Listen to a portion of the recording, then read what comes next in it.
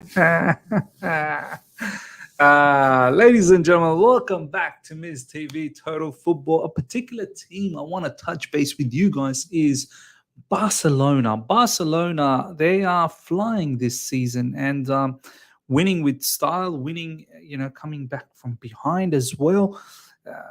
They're looking very good. They're looking very good. And last season, I mean, obviously they won the La Liga. They're the current La Liga champions.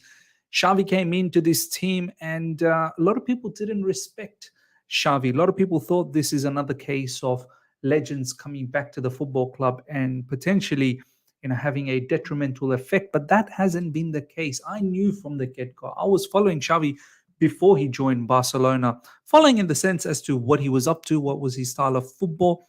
Let's not forget this guy comes from the school of Pep Guardiola, the first, the start of tiki-taka football. It all started with Iniesta, Xavi, and the rest pretty much. And I knew this guy in management is not the same as some of the other legends that come back to their team and try and manage.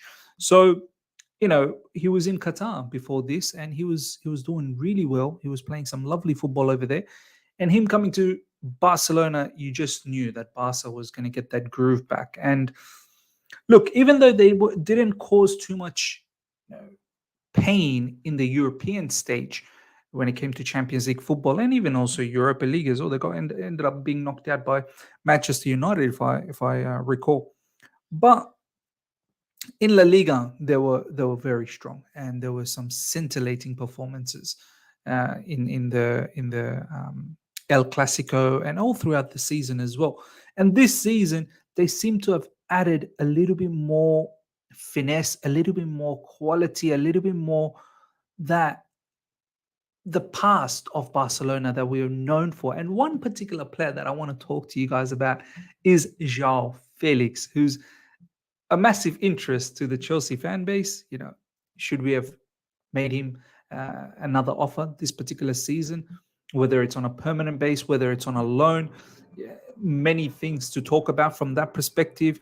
And on a particular situation where we are lacking that creativity, we are lacking that particular player that's going to give us that extra bit of oomph. So we're going to talk about all of this. First of all, ladies and gentlemen, let's have a look at where Barca is standing at the moment. They're on top of La Liga. As you can see, 6 matches played, 5 wins, 1 draw, 10 goals, 10 goal difference, 16 goals scored, 6 goals conceded. And they're looking very good. Very surprising package is Girona in second position. So, look, Barcelona looking very good. I wanted to have a look at their team. And do you know what? They've got some really good quality, and it's a good balanced team. As you can see, Joao Felix is there in the forwards area, in the attacking area. Robert Lewandowski, defender Joao Cancelo is another very, very good pickup. I don't know what happened between him and Pep Guardiola, but look, whenever there is an argument between someone and Pep, only Pep's the winner. But Joao Cancelo is fine. He finds himself at Barcelona. He's doing the bits as well. He's scoring goals. He's assisting goals. Bayern Munich couldn't keep a hold of him. Lamine Yamal is another up-and-coming superstar, along with Gavi and Pedri. Oriol Romeu, Chelsea fans will know everything about this particular player. And do you know what? This is a very, very smart pickup from Barcelona. I believe might have been on a free or might have been on a very, very cheap transfer as well. And financially they're in a mess, as we all know Barcelona is. But they're picking up these decent little players here and there that just makes sense to their setup. And Oriol Romeu just sits as the deepest midfielder, as a central defender, central midfielder, defensive midfielder, and he does an excellent job. Allows for players like Pedri and Gavi to really dictate terms, and then you've got Frankie De Jong as well. So Ilkay Gundogan has another supreme free transfer that's been picked up by Barcelona. Rafinha, I don't know who Fermin Lopez is. Inigo Martinez, another very good pickup. Frankie De Jong, as I said, a wealth of quality there. Ronald Araujo, strong defender.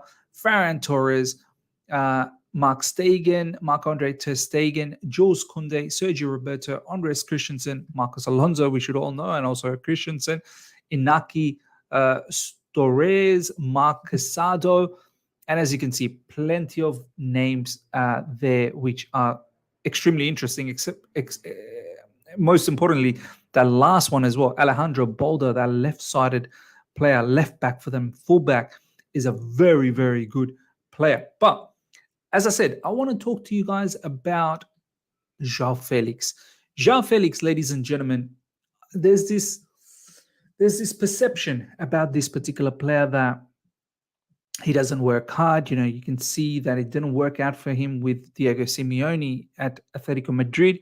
He gets that break, that opportunity with Chelsea last season. Chelsea owners were looking for that marquee player, the player that everyone wants to get excited about. Joao Felix was brought in, and it looked electric. But sadly, the first game he was red carded. It was a bad tackle, but I'm pretty sure it was an accidental tackle. And under Graham Potter, there were moments where he was playing really well. Him, Sterling, Enzo Fernandez, those three really linked up well. And you can see the level of quality, the level of attacking prowess, the level of creativity that Joao Felix, was bringing to Chelsea Football Club. And then, of course, Graham Potter got sacked. Frank Lampard came in and things went south for Joao Felix, almost as if, I don't know, it kind of felt like Frank was taking revenge for the fact that Mason Mount was not, allowed to feature for Chelsea because of his contract situation. And I think it had some sort of information from hierarchy that you can't use Mason Mount. The fan base consistently would compare Mason Mount with Joao Felix. And then we saw by the end of the season, Frank gave his recommendation to Pochettino that, maybe Joao Felix is not the player that you should go for at Chelsea Football Club. You've got Nkunku and stick with him. Pochettino clearly also mentioned that he doesn't want someone like Joao Felix, and there were whole other issues as well in terms of finances. To get someone like Joao Felix would cost a lot of money, but Chelsea fans were trying to do their level best to, not all of them, some parts of the Chelsea fan base was trying to do their level best to somewhat justify the fact that, he's not a good player. And it's absolutely fine that we're not going for someone like Joao Felix. When you think about all the money Chelsea has spent, you'd actually think that maybe it would have been worthwhile spending that money on Joao Felix, even with Nkunku there. I know one of the biggest reasons why Chelsea probably didn't want to go for someone like Joao Felix in the summer window is because of Nkunku's presence there. But of course, Nkunku got injured and we still could have made that decision, but we didn't. One thing we do know that Joao Felix absolutely loved Chelsea Football Club, wanted to stay at Chelsea, wanted to build something under this new regime, but he was not given that opportunity. And then, of course, recently we heard that he would love to join Barcelona. It's his dream club, this, that, the other. But let's not forget, he really did wanted to stay at Chelsea Football Club. Now that he's at Barcelona, ladies and gentlemen, he is absolutely killing it. By the way, he's taken a massive pay cut. Joao Felix, it's true, I gave up important amount of money to join Barca. I needed to change. I wanted to join this club, tells Mundo Deportivo. Apparently, he's on 400K per year. Forget about per month, per year. That's the level of cut this guy took just so that he can play football again. And boy, is he balling out, ladies and gentlemen. This was the first match that he featured for Barcelona. 3-2 victory. As you can see, 7.8, the rating with an assist. Next up, he played against Royal Antwerp in Champions League. 2 goals and an assist with a 9.1 rating. This was the one before the last one, which was the comeback against Celta Vigo. 5-0 against Real Betis. As you can see, Joao Felix with a goal and a rating of 8.2. Total, this is what's going on, ladies and gentlemen. La Liga, 2 matches, but actually it's 3 matches, and there is another assist. 1 goal. Champions League, 1 match, 2 goals, 1 assist. This was the last one. Last time when they were down 2-0 Barcelona to Celta Vigo, they came back 3-2 right at the end. And both the Joaos, Joao Felix and Joao Cancelo, were the key suspects, not even suspects, the key candidates that destroyed Celta Vigo within 10 minutes of the match being finished. And as you can see, Joao Felix got himself that goal.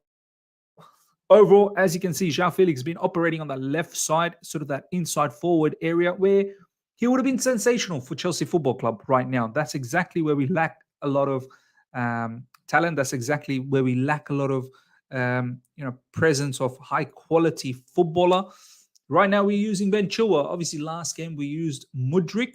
Let's see if we continue using Mudryk. But Mudryk is still very raw, very, very raw. One thing about Joao Felix, ladies and gentlemen, this guy, an absolute baller. But would he have worked out for Chelsea Football Club? I don't know. The way we play at Chelsea is not a very pretty looking style of playing football. Whereas in Barcelona loves to play in between the lines.